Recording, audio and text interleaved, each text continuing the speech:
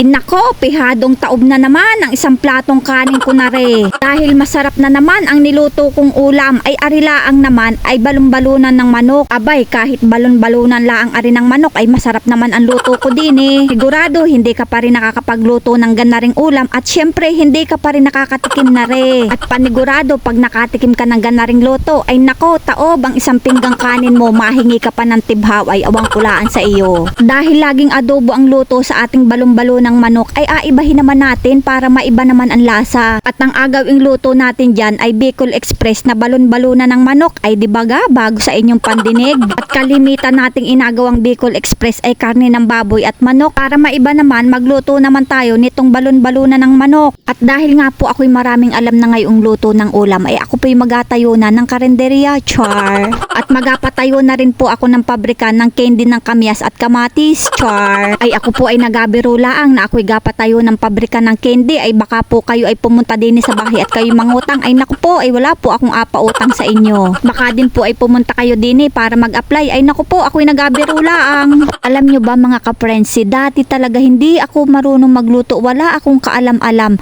pero totoo nga talaga yung kasabihan na pag ginusto mo ang isang bagay ay talaga namang matututunan mo. Pero may isang pero na hindi lahat ng gusto mo ay gugustuhin ka rin. Ay char. Ay nako, dumali na naman si Ineng. Pero totoo po talaga yun na hindi lahat ng gugustuhin mo ay gugustuhin ka rin. Ay parang masakit yun char.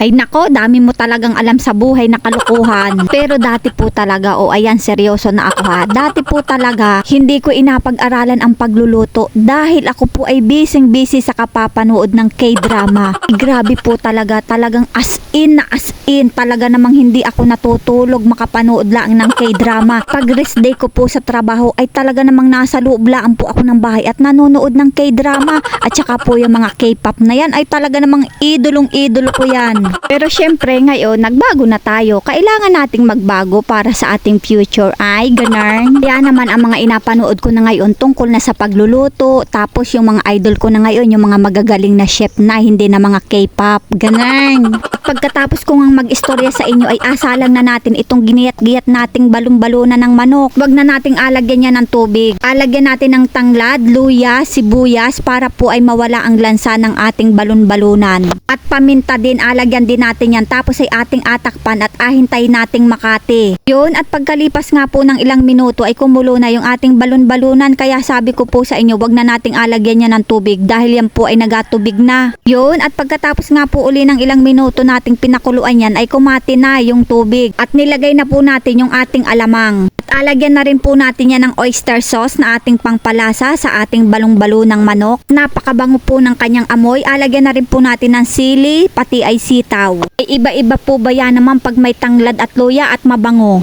At alagyan na rin po natin ng gata. At pag po yan ay nilagyan natin ng gata, iwag po nating alagyan ng takip. Dahil pag nilagyan po natin yan ng takip, malabnaw po yung ating gatang nilagay dyan. At pagkatapos nga ng ilang minuto ay nakaluto na tayo ng Bicol Express na balon-balunan ng manok. Yun, at ating aahunin na at nang tayo'y makakain na ay nako ay pagkasarap ng pagkakaluto ko din at talaga namang nagamantika sa gata. Talaga namang amoy palaang ay ako'y inagutom na.